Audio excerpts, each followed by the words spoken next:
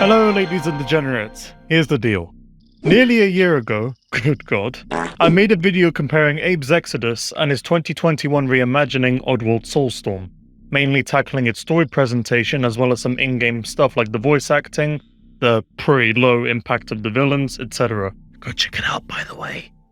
It did pretty good, and I still had a lot more to say on the gameplay, so here's part 2. It's taken a while, since I'm completely reworking this entire part from scratch, since I was finding it a bit boring editing something that's, as a comment aptly put it, a little out of my style, not to mention it was going to be incredibly damn long. But also, there was something else that made me rework this video. For the past few days, from when I'm writing this section of the script that is, I replayed Soulstorm. Since part 1's release, a lot of new content, patches and bug fixes have surfaced, all under the grandstanding new Enhanced Edition banner. Surely the experience will be a lot smoother, I said in my utter ignorance. Now don't get me wrong, there were some genuine fixes. The mortars in the blimp now have visible reticles that show where they're about to strike. A lot of the collision detection when it comes to the monkey bars have been improved significantly, and I found just knowing what to expect from the level design overall on my second playthrough actually made for a smoother experience. And dare I say, even fun at times. When the game decided to work anyway. But herein lies our main problem. Now, I still have quite a few nitpicks to share about Soulstorm's design as a whole, but we'll get to that later. What I want to rant about real quick are these f***ing bugs. This Enhanced Edition, this absolute pinnacle, the best version of Soulstorm to exist yet, still has plenty of bugs that are extremely easy to run into. And how the game is a year old and still has these is just unacceptable. Like Oddworld Inc. I can understand wanting to port Soulstorm to other platforms, so everyone gets a chance to play it, but maybe you should, actually make the base experience tolerable first? Instead of spreading the frustration to players of all platforms. Alright, I'm getting a bit off track. Look, I can understand rush development. I can understand distributed development being bombarded with COVID making things really difficult. But come on, it's June 2022. There's been plenty of time to iron out all of these bugs. If I only encountered a few of them, with them being spread out and they were only minor, then I'd be willing to give the game some sort of pass. Every game has bugs after all. But when there's bugs that can be encountered this frequently, and they impact the gameplay to this extreme, is just like, what the hell, man? It got so comical that I made a video a month back showing all of the ones I encountered on my repeat playthrough. Anyway, I already covered the bugs in that video, so feel free to watch that to laugh along with how ridiculous and frequent they are. You can find it by clicking the card on the top right corner of the screen. Nonetheless, I think it's time we move on to more pressing matters. The game itself, when it decides to work that is, and comparing it to Exoddus when possible. These sections aren't really going to be in any particular order, so we're just going to be jumping to lots of different areas about Exoddus and Soulstorm. So with all that said, let's go.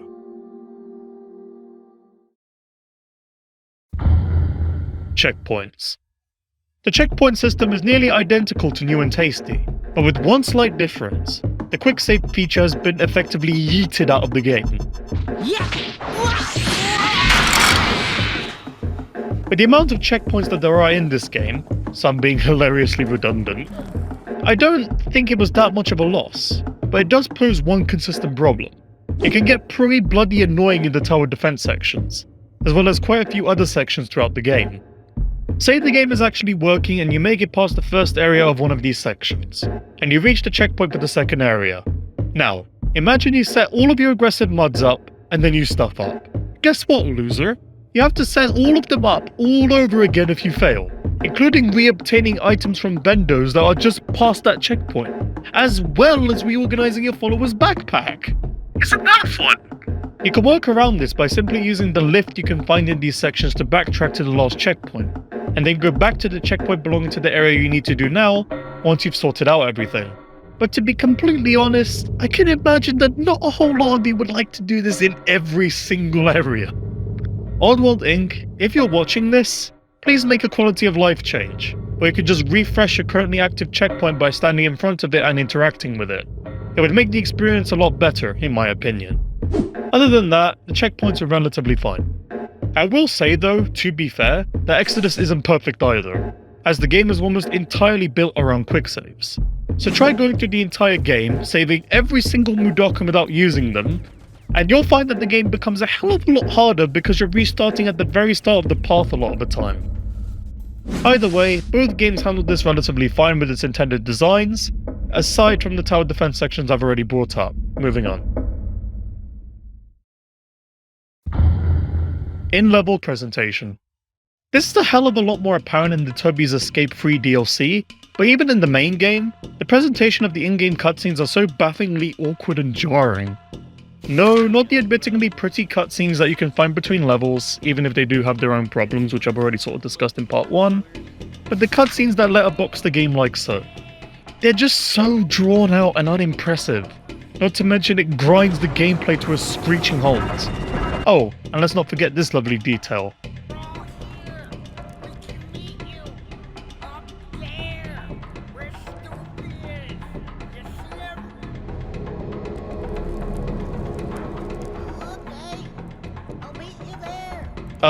How the hell can you see him from there? Regardless, it gets even worse in the Toby's Escape opening, where it's the exact same deal, an awkward drawn out mess, but now this time, the characters are just standing in one spot with the absolute minimum amount of animation possible. What the everlasting f***? Look at this! Okay, before I pop a blood vessel, how does Exoddus handle this? Trick question, it didn't, and it was a whole lot better for it.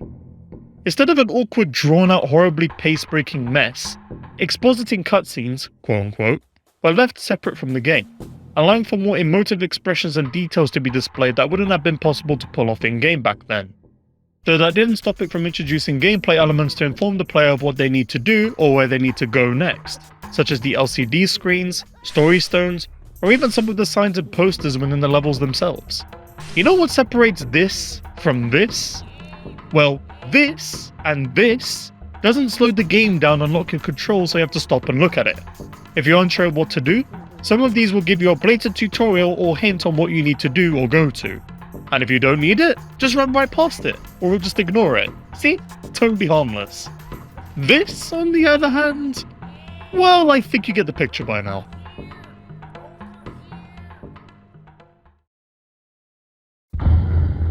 Slig Mama. Slig Mama, oh! I really hate that boss fight. I hate him! I hate him! Hate him! Hate! Screw Slig Mama. Slippery little bastard! You have to get so bloody close to it just to actually beat it. And you have to keep playing back and forth with it for so bloody long at close range!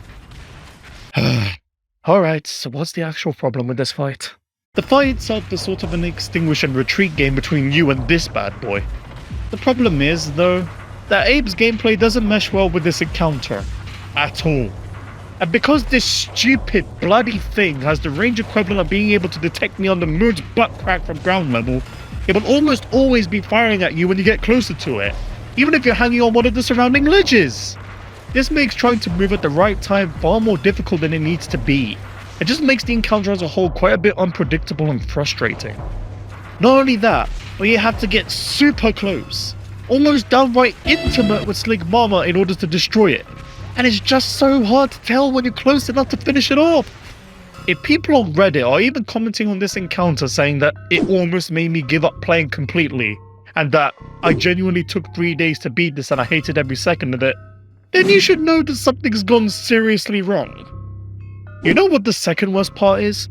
This pile of horse crap used to be even worse. Yeah, they actually nerfed Slig Mama to make it easier, and it's still frustrating as hell to go up against. Nonetheless, the actual worst part is that I honestly think this doesn't even add anything to the gameplay as a whole. Once you've undergone your inner rage boost and ripped Slig Mama's ass a new one, you never encounter anything like it again. It's just a load of frustration and then it's over. It doesn't even prepare you whatsoever for anything else in the game. Abe's Exoddus never really bothered with boss fights. The only close similarity you can really look to are the Gluckin encounters at the end of Slig Barracks, Boneworks, and Fico Depot. Unlike Slig Hall from Soul Suck, These encounters are extensions of Abe's gameplay, so you won't be fighting the design here. Not only is getting to and controlling the Glukkons unique, distinct, and offers a nice twist to Abe's gameplay, all of this actually complements the main design of the classic Abe games.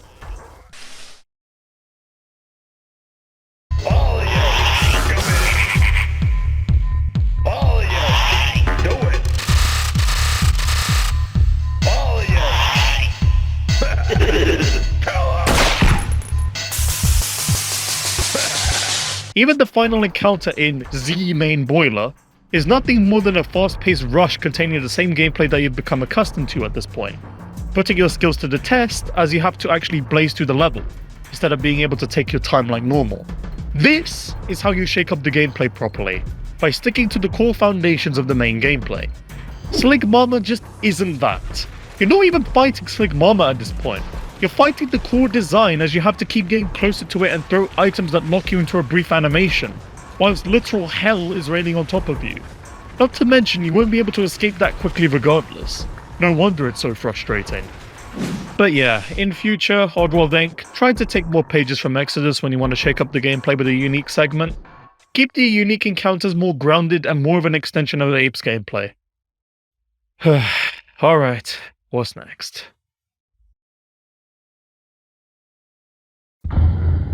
Enemy variety and combos. Quite the interesting segment title, huh? Well, let's go through it. In Exoddus, we have regular Sligs, flying Sligs, crawling Sligs, Slogs, baby Slogs, Glukkons, Paramites, Scrabs, Fleeches, and Greeters. All of them are distinct from each other, and most of them are even compatible with each other if placed in the same area. And in quite a few areas in Exoddus, this is even put to really good use. Hell, they can even be used with other gameplay elements like drills and other Mudokons. Take this section in FICO. Both greeters and background Sligs are being used here. You know immediately what you have to watch out for. That being that you need to be behind cover so the Sligs can't shoot you, and that you need to try and not run into the greeter's motion detector when you're moving between cover. Here's another in a secret area. This Mudokon right here is next to an oncoming drill, and will be run over unless you can bypass this Slig, jump down to the lift, and rescue him in time to bring him over to the bird portal and save him. This bird portal will even activate some drills that you'll need to avoid to give you one last challenge before you escape. And, okay, I'll admit that it's a bit unpredictable and a little BS if you don't know it's coming and are standing where the drills are when you're saving that Mudokon, but to be fair, the drills being on that screen in the first place is a bit of a hint. It's the way the enemies interact with each other and other gameplay elements that made Exoddus' gameplay so varied and fun, and alongside the different areas and aesthetics to explore and see, made for a really fun time. You are almost always tackling something different throughout the game due to this kind of design. Soulstorm, unfortunately, effectively removes all of the above in favour for extremely linear and segmented encounters. But before I explain a bit more about that, Soulstorm has Greeters, Sleeches, Slogs, regular Sligs, shotgun Sligs, rocket launcher Sligs, flamethrower Sligs, machine gun Sligs, sniper Sligs, and then multiply the number of Sligs here by 2, excluding the sniper Sligs for the flying ones. That's 14 enemies in the game. That's 4 more than what you encounter in Exoddus. And yet, the encounters feel more repetitive than Exoddus' encounters. But how can that possibly be the case with more enemies? Well, for one, it's because the grounded and flying Sligs are the most prevalent encounters that you can, well, encounter. They take up 11 out of the 14 possible enemies that you can come across in the game. Do the math, round it up, and that becomes 78.6% of the enemy roster being Sligs. The worst part, you ask? The grounded and flying Sligs, excluding the sniper Sligs, all deal with you in nearly the exact same way, due to them sharing nearly all of the same weapons with each other. Which makes the flying Sligs pretty much indistinguishable from regular Sligs when it comes to facing them for the most part. They're just Sligs that fly now. In Exoddus, Sligs took up 30% of the enemy roster, and even then, flying and crawling Sligs had distinguishably different gameplay that required them to be played around with differently than their grounded selves. Flying Sligs in Exoddus required you to stay away from them at close range due to their grenades, which already makes them a more distinguishable and memorable encounter. Not to mention that they can also chase you far better than any grounded Slig could ever hope to dream of. And crawling Sligs required you to urgently deal with them before they could reach a get your pants or get your wings locker and become a bigger threat like their grounded and flying selves are.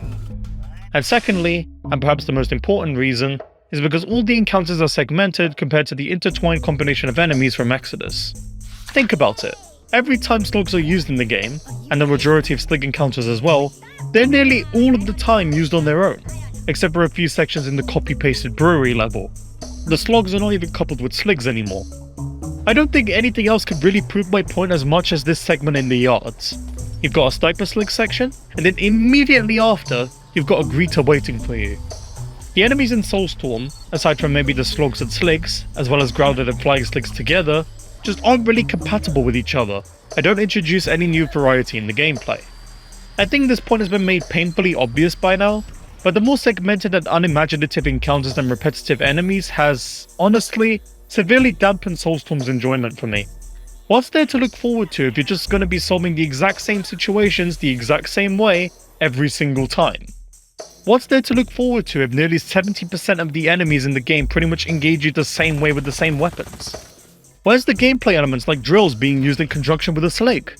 Why do greeters zap you even if you're standing still, pretty much ensuring that they cannot be used in conjunction with other enemies?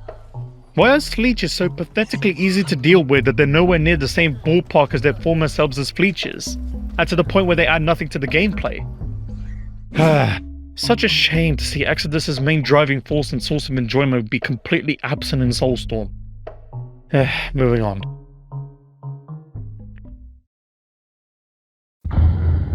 Impact of Sligs. Remember when these guys used to be scary? Yeah. In Abe's Odyssey and Exoddus, if you got spotted by one of them, you would die extremely quickly to them. The fact that Abe lets out an abrupt scream as he gets shot, as well as immediately dying when the Slig starts shooting, creates so much tension and fear when you're near one of them, especially because you have an extremely small window to escape from the screen if they spot you. And with some Sligs, they can just shoot you right then and there, and because they can shoot at you so quickly, it makes you instinctively want to avoid getting in their sights at all costs. If you make one mistake, you're not surviving a few bullets hitting you. You're as good as dead, right on the spot. That's what made them so terrifying to encounter in the original games. The fact that they kill you so quickly and how abrupt your death is. Not to mention them having the visor mask, which honestly makes them look a lot more imposing than the pilot mask, which have become the standard for Sligs since the cutscenes of Exoddus. Before I move on to Soulstorm's iteration of them, I just want to quickly suggest that Oddworld changed the mask for specific Sligs entirely. Keep the pilot mask for the Sligs that don't encounter Abe in the game, like in the cutscenes to allow them to emote a lot more, as well as flying Sligs, but give the original visor mask to all grounded Sligs that Abe will encounter throughout the gameplay. That way, everyone is happy, as the visor is the most popular Slig mask and allows for that extra tension to be created in-game. And the Sligs in the cutscenes will still be able to emote more, as was Oddworld Inc.'s original intention. Moving on from that point, Soulstorm has really screwed up in giving the Sligs the ability to create any sort of tension whatsoever. They're just not scary anymore. No longer am I constantly and subconsciously fearing a Slig getting near me and spotting me because of how quick they can kill me and how abrupt my death will be. No, it's not just because of the pilot mask, but because the way they react to your presence is just something I cannot take seriously. Come on, just compare it. What? Hey, you hear that? Coming from up there. You hear that? Hey? Not only that, but even if a Slig does spot you, your death is no longer as abrupt as before and no longer gives the player a sort of jump. The bullets are pretty much regular projectiles now, so you don't really die immediately. But even if you do, the death scream has pretty much been reduced to a joke with how comical they sound. Not to mention Abe's body ragdolling, pretty much making his death look even more like a joke. The only enemy in the game that replicates the jump scare you feel, the abruptness, the loud sounds, an actual Abe scream, and the tension you get from potentially experiencing all of the above at once, are the greeters. Welcome! And to a lesser extent, the sniper Sligs. They are the only scary enemies in this game. Everything else, including the Sleeches and Slogs, wouldn't even scare a newborn.